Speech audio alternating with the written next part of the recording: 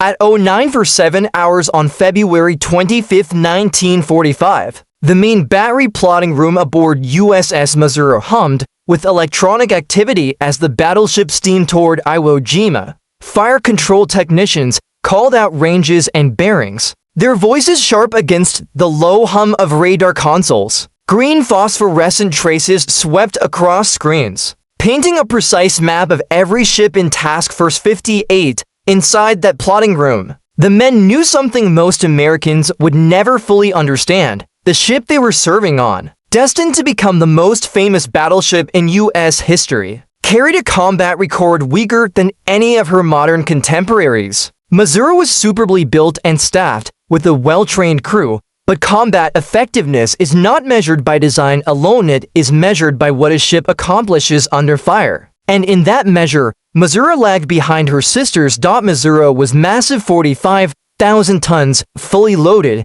887 feet from bow to stern, and 108 feet across her beam. Her 916-inch Mark 7 guns, mounted in 3 triple turrets, could hurl 2,700-pound armor-piercing shells nearly 24 miles, capable of penetrating 20 feet of reinforced concrete or 16 inches of steel. Her secondary battery included 10 twin 5-inch, 38 caliber dual-purpose mounts, 20 quad 40mm anti-aircraft guns, 49 20mm cannons, more than 150 weapons in total. Armor reinforced her sides and turrets, a 12-inch belt along the waterline, 17-inch turret faces, and internal decks engineered to resist plunging shells. Missouri's fire control systems were cutting-edge. Mark 8 radar could track surface targets beyond the horizon, and the analog computers in the plotting room could calculate firing solutions faster than any human crew. In theory, Missouri could engage targets the enemy couldn't even see yet.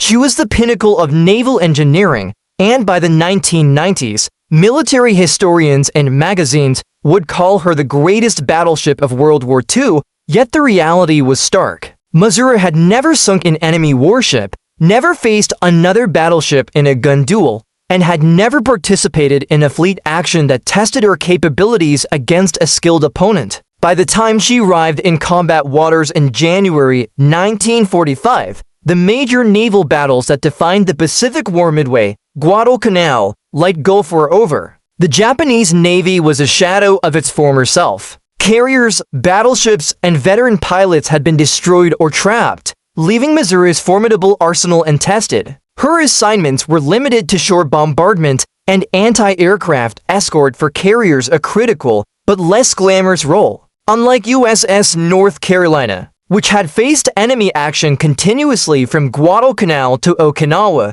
or USS Washington, which had sunk the Japanese battleship Kirishima in a night engagement using radar-directed fire. Missouri never fought under conditions where victory was uncertain. Her contributions were essential to the island-hopping campaign, but they were defensive and supportive, not the decisive, high-risk combat that built legendary reputations despite her limited combat record. Missouri's fame was cemented through history in a single moment: the Japanese surrender on September 2, 1945. In Tokyo Bay by that time, Japan was already defeated. American carrier task forces dominated the seas, B-29s burned cities from above, and the Japanese Navy could no longer mount offensive operations. Missouri's anti-aircraft guns had tracked kamikaze attacks. Her 16-inch guns had bombarded Iwo Jima and Okinawa, yet the war was already won before she engaged. Her actual combat record, 3 battle stars earned over 8 months, was modest compared to other battleships. Yet political symbolism transformed her into a vessel of legend. The selection of Missouri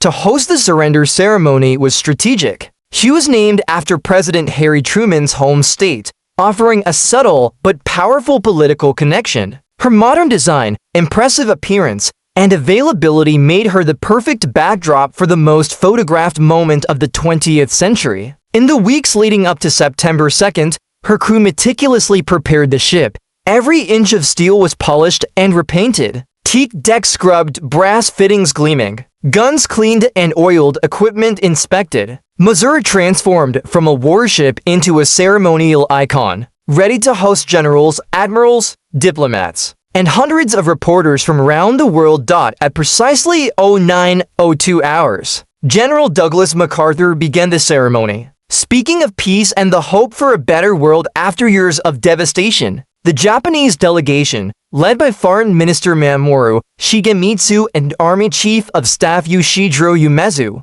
signed the surrender documents in a moment that lasted 23 minutes but cemented Missouri's place in history forever. Photographers, newsreel cameramen, and radio broadcasters captured every detail, ensuring that the image of Missouri hosting the surrender would be ingrained in public consciousness. The battleship became synonymous with victory, a symbol of American naval power and the end of the Pacific War. Despite her limited combat record, Missouri's fame continued to shape her legacy. In the Korean War, she was chosen for reactivation first, not because her capabilities exceeded her sister ships, but because she was already a household name. She provided effective shore bombardment support and anti-aircraft protection, just as her sisters Iowa, New Jersey, and Wisconsin did, but received disproportionately high media coverage. The pattern repeated during her reactivation in the 1980s under President Reagan's 600-ship Navy plan. Modernized with Tomahawk cruise missiles, Harpoon anti-ship missiles, and advanced radar systems, Missouri was functionally identical to her sister ships.